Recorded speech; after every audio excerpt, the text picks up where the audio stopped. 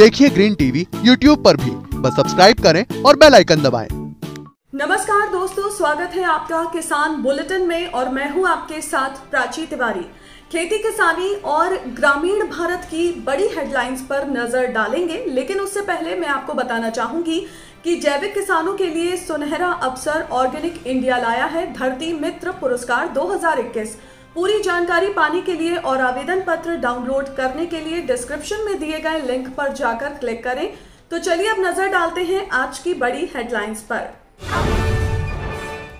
कुपोषण पर काबू पाने के लिए सरकार की तैयारी। मार्च 2022 तक 35 लाख मीट्रिक टन फोर्टिफाइड चावल वितरित करेगी केंद्र सरकार। किसानों के लिए इफ्को ने तैयार किया शैवाल से बना जैविक खाद। फसल उत्पादन में होगी बढ़ोतरी। महाराष्ट्र में प्याज उत्पादन बढ़ाने व रोगों से बचाने के लिए देसी दारू का छिड़काव कर रहे हैं किसान। देश में बड़े पैमाने पर कुपोषण, बच्चों और महिलाओं में खून की कमी को देखते हुए अभी हाल ही में केंद्रीय उपभोक्ता कार्य, खाद्य एवं सार्वजनिक वितरण राज्य मंत्री अश्विनी कुमार चौबे ने चावल में पोषक तत्वों को फोर्टिफिकेशन के जरिए बढ़ाने की दिशा में काम शुरू कर दिया है। तो बता दें कि हाल ही में अश्विनी कुमार चौबे गुरुग्राम में खाद्य सुरक्षा संस्थान FCI में गुणवत्ता नियंत्रण प्रयोगशाला का उद्घाटन करने पहुंचे थे, जहां पर उन्होंने इस बात का ऐलान किया। इस दौरान उन्होंने ये भी कहा कि सार्वजनिक वितरण प्रणाली यानी कि PDS, मिड डे मील समेत विभिन्न सरकारी योजनाओं के तहत पोषक तत्वों से भरपूर चावल का वितरण करने का लक्ष्य सरकार साल 2024 तक पूरा कर लेगी, जिसके पहले चरण में 22 मार्च 2022 तक 35 लाख मीट्रिक टन फोर्टिफाइड चावल एकीकृत बाल विकास योजना और मिड डे मील योजनाओं के जरिए बांटे जाने का लक्ष्य रखा गया है। जबकि दूसरे चरण में मार्च 2023 तक 175 लाख मीट्रिक टन और तीसरे चरण में मार्च 2024 तक 350 लाख टन फोर्टिफाइड चावल वितरित किया जाएगा। जानकारी के लिए आपको बता दें कि केंद्र सरकार इस कोशिश में लगी है कि सार्वजनिक वितरण प्रणाली के अलावा भी खुले बाजार में लोगों को फोर्टिफाइड चावल उपलब्ध हो सके। इतना ही नहीं, मंत्री ने कहा कि रासायनिक मापदंडों के लिए खाद्यान्न के नमूने का घर में भी परीक्षण किया जा सके। इसके लिए अपनी पहली फूड टेस्ट लेबोरेटरी तैयार करने के लिए FCI की सराहना भी की, जिससे उपभोक्ता के लिए संतुष्टि के स्तर में सुधार होगा। जैविक खेती को बढ़ावा देने के लिए धीरे धीरे देश की सहकारी संस्थाएं भी आगे बढ़कर काम कर रही हैं। हर दिन कृषि के क्षेत्र में नए नए प्रयास और कोशिशें की जा रही हैं, ताकि खेती न सिर्फ किसानों के लिए फायदे का सौदा बने, बल्कि प्रकृति को भी नुकसान से बचाया जा सके।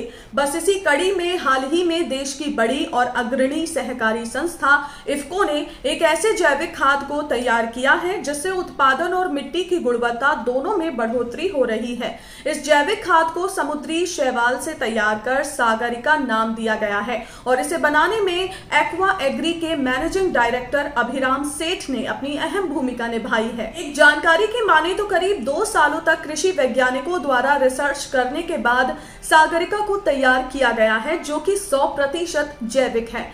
खास बात यह है कि किसानों को ध्यान में रखते हुए इसे तरल और ठोस दोनों ही रूप से बनाया गया है।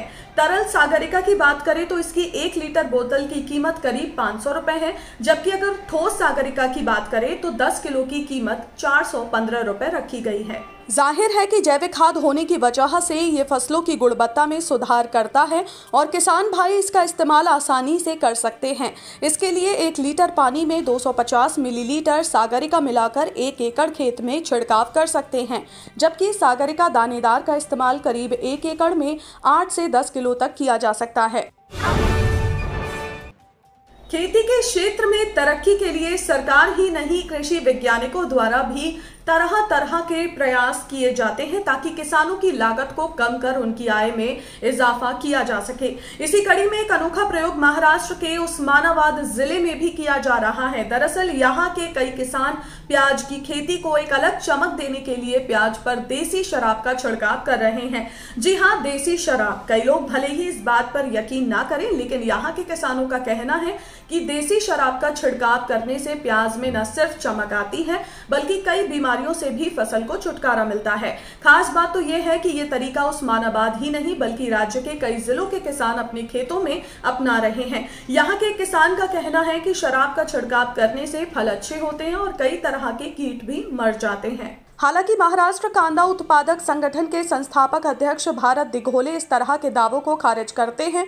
उनका कहना है कि कुछ किसान अफवाह के शिकार हो गए हैं, इसलिए वो ऐसा कर रहे हैं। मैंने भी सुना है कि लोग अल्कोहल का स्प्रे कर रहे हैं, लेकिन हम इसका समर्थन नहीं करते। वहीं कृषि वैज्ञानिकों की माने तो उनका साफ कहना है कि ऐसा अभी तक कोई वैज्ञानिक प्रमाण सामने नहीं आया है और न ही इस तरह का कोई टेस्ट आज तक लैब में किया गया है।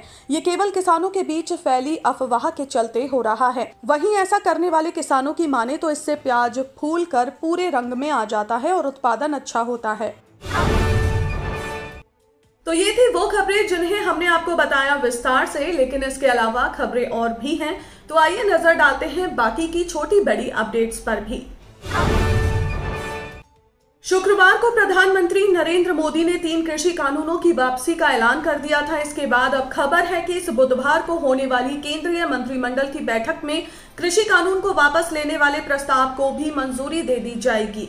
वहीं कानून वापसी के ऐलान के बाद भी किसान नेताओं ने सरकार पर पूरी तरह भरोसा नहीं दिखाया है। कृषि कानूनों की वापसी के ऐलान के बाद भी भारतीय किसान यूनियन के राष्ट्रीय प्रवक्ता राकेश टिकैत ने ऐलान किया है कि 750 किसान शहीद हुए, 10,000 मुकदमे हैं, बगैर बातचीत के हम यहां से कहीं नहीं जाएंगे। किसानों पर संकट का सिलसिला पिछले साल से लगातार जारी है। ऐसे में अब बकरी पालक भी मुसीबत में नजर आ रहे हैं। दरअसल महाराष्ट्र में बकरियों की मांग कम होने से रेट घटकर आधे रह गए हैं।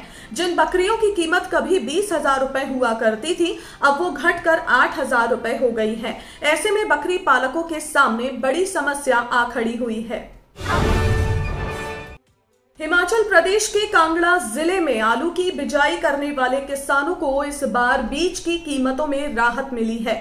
दरअसल किसानों को इस बार पिछले साल से कम दाम पर आलू का बीज मिलेगा। सहकारी सभाओं में आने वाला आलू का बीज किसानों को इस बार 3,760 रुपए 1 क्विंटल मिलने लगा है, जबकि पिछले साल ये बीज 5,160 रुपए प्रति क्विंटल मिला था। इससे किसान काफी परेशान थे, लेकिन किसान की मांगों के चलते इस बार सरकार ने किसानों को आलू बीज में 1 क्विंटल पर करीब 1,400 रुपए की राहत दे दी है। लेकिन किसानों का कहना है कि इस कीमत को और भी कम किया जाए।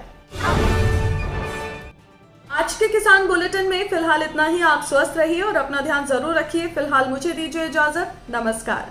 देखिए ग्रीन टीवी YouTube पर भी, बस सब्सक्राइब करें और बेल आइकन दबाएं।